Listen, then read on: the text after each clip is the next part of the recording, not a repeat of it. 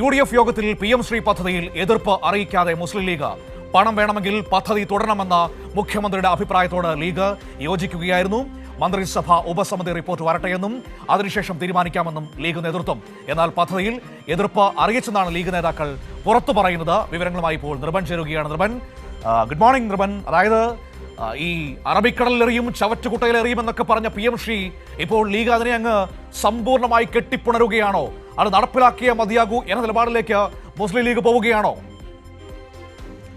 തീർച്ചയായും മനു, കഴിഞ്ഞ ദിവസം ചേർന്ന UDF യോഗത്തിനകത്ത് ഈ പദ്ധതിയുമായി PMC പദ്ധതിയുമായി മുന്നോട്ട് പോകാൻ തീരുമാനമെടുത്തു. മുഖ്യമന്ത്രി VD സതീശനാണ് പദ്ധതിയുമായി മുന്നോട്ട് പോയാൽ മതിയാകൂ എന്ന നിലപാട് UDF യോഗത്തിൽ വിശദീകരിക്കുന്നത്. കാരണം പൊതുവിദ്യാഭ്യാസ വകുപ്പ് കൈകാര്യം ചെയ്യുന്നത് മുസ്ലിം ലീഗാണ്.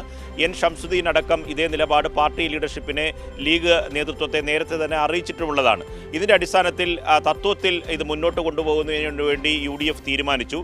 മന്ത്രിസഭയിൽ ഭൂരിപക്ഷം അംഗങ്ങളും അതായത് ലീഗിൻ്റെ പ്രധാനപ്പെട്ട മന്ത്രിമാരും കോൺഗ്രസിൻ്റെ നേതാക്കളും ഒക്കെ ഇത് മുന്നോട്ട് കൊണ്ടുപോകണം എന്ന തരത്തിലുള്ള ധാരണ ഉണ്ടാക്കിയിട്ടുണ്ട്. അതിൻ്റെ ഭാഗമായിട്ടാണ് കഴിഞ്ഞ ദിവസം UDF യോഗത്തിനകത്ത് മുഖ്യമന്ത്രി ഇത് വിശദീകരിക്കുന്നത് കാര്യത്തിൽ അദ്ദേഹം പറഞ്ഞ ഒരു ഭാഗമെന്ന് പറയുന്നത് കേന്ദ്ര സർക്കാരിന് ലഭിക്കേണ്ട ന്യായമായ തുകയാണ്. അത് ഇങ്ങനൊരു പദ്ധതിയുടെ വിവാദത്തിൻ്റെ പേര് നശിപ്പിച്ച് കളയാനാകില്ല. അതുകൊണ്ട് തന്നെ പൊതുവിദ്യാഭ്യാസ വകുപ്പിനും ലഭിക്കേണ്ട തുകയാണ്. അതുകൊണ്ട് ഈ പദ്ധതിയുമായി നമുക്ക് മുന്നോട്ട് പോകേണ്ടി വരും എന്ന നിലപാട് മുഖ്യമന്ത്രി എന്ന നിലയിൽ ഈ UDF യോഗത്തിൽ അറിയിക്കുകയായിരുന്നു. ലീഗിൻ്റെ പ്രതിനിധികളായിട്ടുള്ള MK മുനീറും PK കുഞ്ഞാലിക്കുട്ടിയും മജീദ് അടക്കമുള്ള നേതാക്കൾ ആ യോഗത്തിൽ പങ്കെടുത്തിരുന്നു. അവരാരും ഇക്കാര്യത്തിൽ ഒരു തരത്തിലുള്ള എതിർപ്പും അറിയിച്ചിരുന്നില്ല. മാത്രമല്ല, ഒരു വിശദീകരണമായി പുറത്തു പറയേണ്ട ഒരു അജണ്ട കൂടി യോഗത്തിൽ സെറ്റ് ചെയ്തു.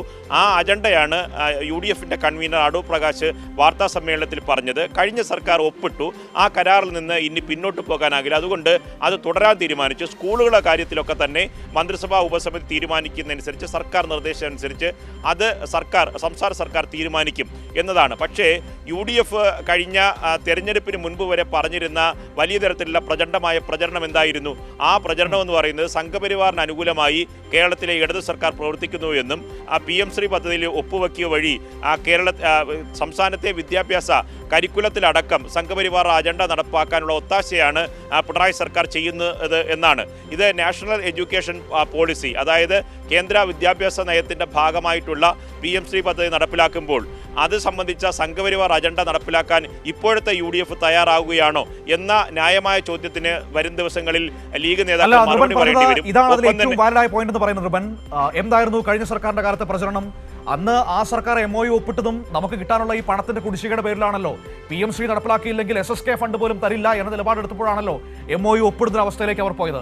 പക്ഷേ അതിൽ ശരികേടുണ്ട് എന്ന് മനസ്സിലാക്കി ആ MOU മരവിപ്പിക്കുന്ന തരത്തിലേക്ക് പോയി. മാത്രമല്ല, കഴിഞ്ഞ സർക്കാർ പദ്ധതിയിൽ അംഗമായില്ല, അത് തുടർന്ന് കൊണ്ടുപോയില്ല എന്ന് പാർലമെന്റിൽ കേന്ദ്ര സർക്കാർ സമർപ്പിച്ച രേഖയിലും ഇപ്പോൾ വ്യക്തമായിട്ടുണ്ട്. പക്ഷേ അന്ന് UDFും ലീഗും പറഞ്ഞത് എന്താണ്? പണമൊന്നുമല്ല പ്രശ്നം, രാഷ്ട്രീയമാണ് ഞങ്ങളുടെ പ്രശ്നം എന്നായിരുന്നല്ലോ. എന്തേ ആ രാഷ്ട്രീയം ഇപ്പോൾ ലീഗ് അങ്ങ് ഊരി വയ്ക്കുകയാണോ? BJP പറയുന്നതാണോ ഇപ്പോൾ ലീഗിന്റെ രാഷ്ട്രീയം, കോൺഗ്രസിന്റെ രാഷ്ട്രീയം? അതാണോ ഇന്നലത്തെ UDF യോഗത്തിൽ നമ്മൾ കണ്ടത്? തീർച്ചയായും അത് തന്നെയാണ് മനു ഏറ്റവും പ്രധാനപ്പെട്ട കാര്യം. അതായത് കഴിഞ്ഞ തെരഞ്ഞെടുപ്പിന് മുൻപ് തന്നെ ലീഗ്, പ്രധാനമായി KM ഷാജിയെ പോലെയുള്ള നേതാക്കൾ, ലീഗിൻ്റെ പ്രധാനപ്പെട്ട പ്രാസംഗികരൊക്കെ തന്നെ പൊതുവേദിയിൽ വല്ലാതെ ഇടതു സർക്കാരിനെ അറ്റാക്ക് ചെയ്യുന്നതിന് വേണ്ടിയിട്ടുള്ള രാഷ്ട്രീയ ആയുധമായി ഇതിനെ ഉപയോഗിച്ചു. മാത്രമല്ല, UDF അധികാരത്തിൽ വരികയാണെങ്കിൽ PM ശ്രീ പദ്ധതി അറബിക്കടലിൽ ഒഴുക്കുമെന്ന് പറഞ്ഞ KM ഷാജി ഇപ്പോൾ തദ്ദേശ സ്വയംഭരണ വകുപ്പ് കൈകാര്യം ചെയ്യുന്ന മന്ത്രിയായ മന്ത്രിസഭയിൽ ഇരിപ്പുണ്ട്. ലീഗിൻ്റെ മന്ത്രിയാണ് പൊതുവിദ്യാഭ്യാസ വകുപ്പ് കൈകാര്യം ചെയ്യുന്ന N ഷംസുദ്ദീൻ. അങ്ങനെ ലീഗിന് ഈ പദ്ധതിയുമായി മുന്നോട്ട് പോകാൻ ഇപ്പോഴുള്ള അവരുടെ സമ്മതം പൂർണ്ണമായി UDF യോഗത്തിൽ അറിയിക്കുകയും ചെയ്തു.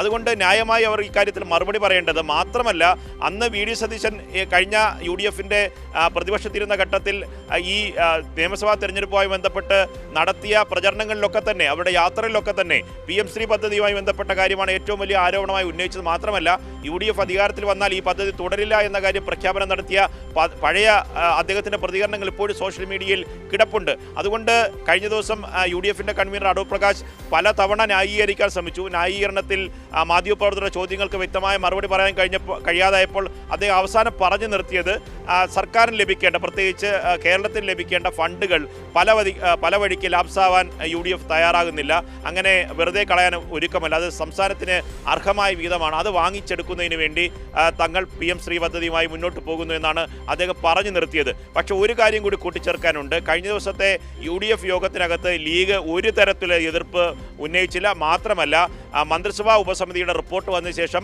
പദ്ധതിയുമായി മുന്നോട്ട് പോകാം എന്ന നിലപാട് സ്വീകരിച്ചു.